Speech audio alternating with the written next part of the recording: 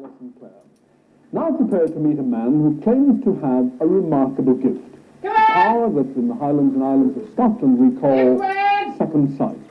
Now you may remember that last year in our series of mystery films we explored the legend of the greatest of all Highland prophets, the mysterious and tragic story of Kenneth Mackenzie, the famous drowned seer. Like most people with the gift of second sight, to whom the thing is an involuntary flash or insight, Kenneth had a divining stone, a simple pebble like this, into which he looked and saw a strange thing.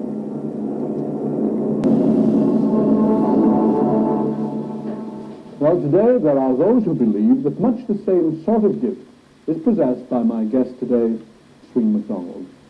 Swein, what exactly do you understand by the kind of gift that you claim to have?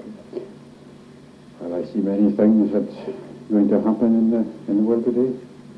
I see many things in the future and with people, and tragic events and some happy events.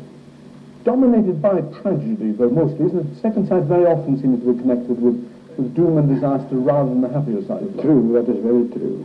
Now, the most extraordinary refinement of that gift that you seem to have, and certainly that is claimed for you, is that you don't even need to be in the presence of the person. Well, that is very true. I could just hear their voice, or I sense something about them. And what, is there a sort of television screen in your head that you see pictures on, or what? Yes, it's just like built-in screen that I can sense things with that person, that they themselves will know. Now, you've gained a great deal of fame in Scotland of late by having telephone consultations, quite literally. I think this has been done on Radio Highland and on BBC Radio in Scotland, where you just pick up the phone, someone's spoken to you from England, from all over the place, and you've been able to, in some cases, even tell the view out their window. That is correct, yes. And describe them, colour of hair, and actually what medical size they were. Now, I've kept on using the word gift, but in fact, in the Highlands of Scotland, in times past, people who had this ability, or claimed to have this ability, or were thought to have this ability, usually regarded as a curse as much as a gift, that knowing what the future held isn't something that perhaps people necessarily want to know. Very true. I don't look on it as a curse. I look on it as a blessing, because we have many people that come to our home. Are people scared of you at all? Oh, yes. Some people are. And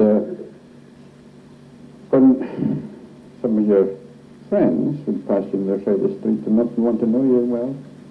That's happened to you? That has happened, yes.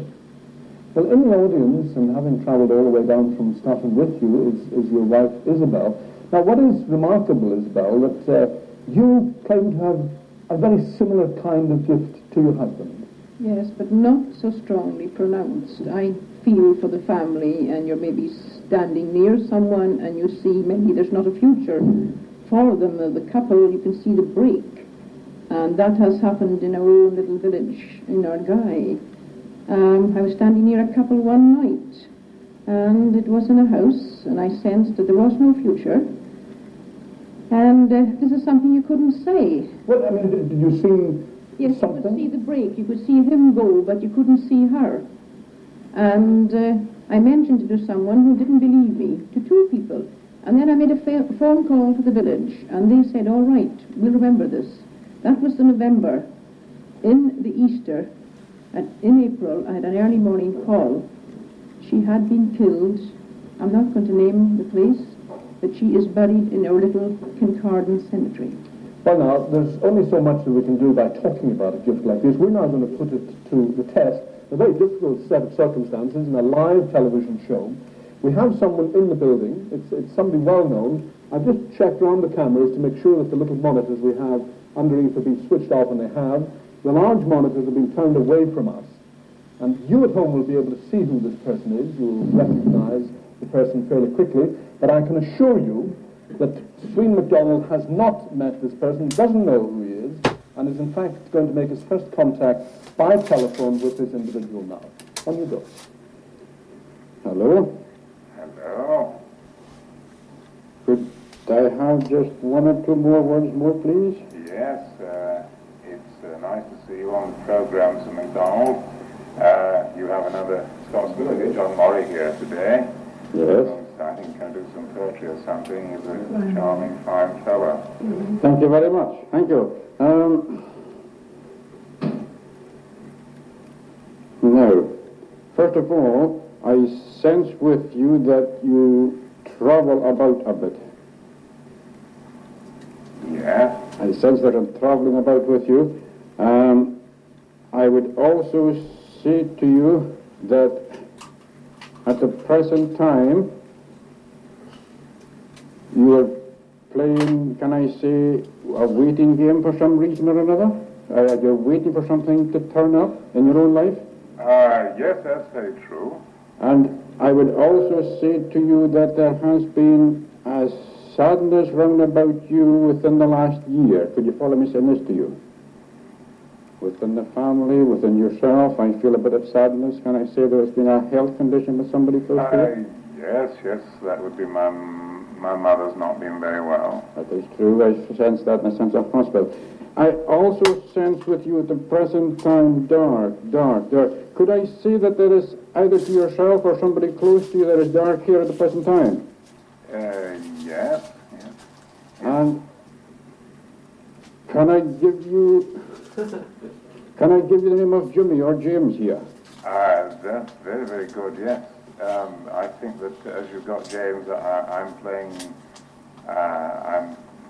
James Cook, the Explorer. Thank you very much, as I get that close with you at the present time. And I'm also saying to you that I can see Canada. Canada is very strong with you at the present time, so you have a link there. Yes. My wife's just been in Canada. That is true. That is very true, but I sense that there has been this link.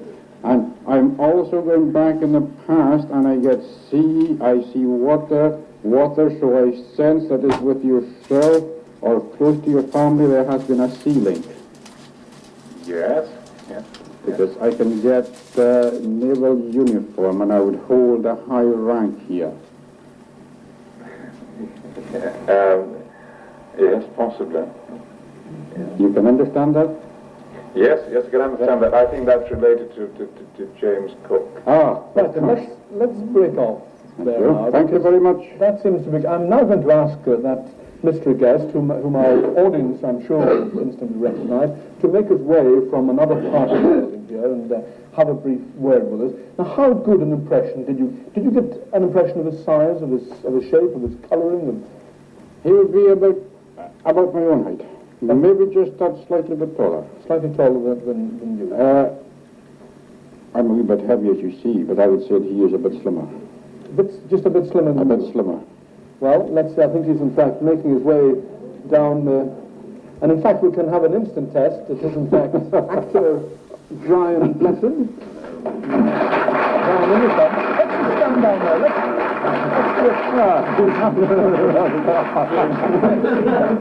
Thank you. Now, I heard a great many yeses coming from you there. Yes. You seem to give Swein a pretty high success rate. I think so, yes. I think that it seemed 90% and the rest could be proven over a time, I should think. The Canada thing seemed remarkable. Yes. The illness of your mother? Very good, and James Cook, which means that he really has got through. Now that is extraordinary. I mean, you're here to play Captain Cook. Yes. And we had references to the sea and to naval uniform. Terrible. I mean, it's How do you feel? I mean, what's your reaction? Well, I'm not surprised. I think like so many people today that it's understood that most of us, I'm sure Mr. Macdonald will verify this, have got these gifts, but we don't unlock them because of the complications of life. Well, in fact, you can form a queue after the programme because Isla and Claire want a reading straight away after the show. So you can form a line. Swein, thank you very much indeed. Mr. Macdonald, thank you very much. Brian, thank you for taking time off for your rehearsal to take part. Thank you very much. Thank you.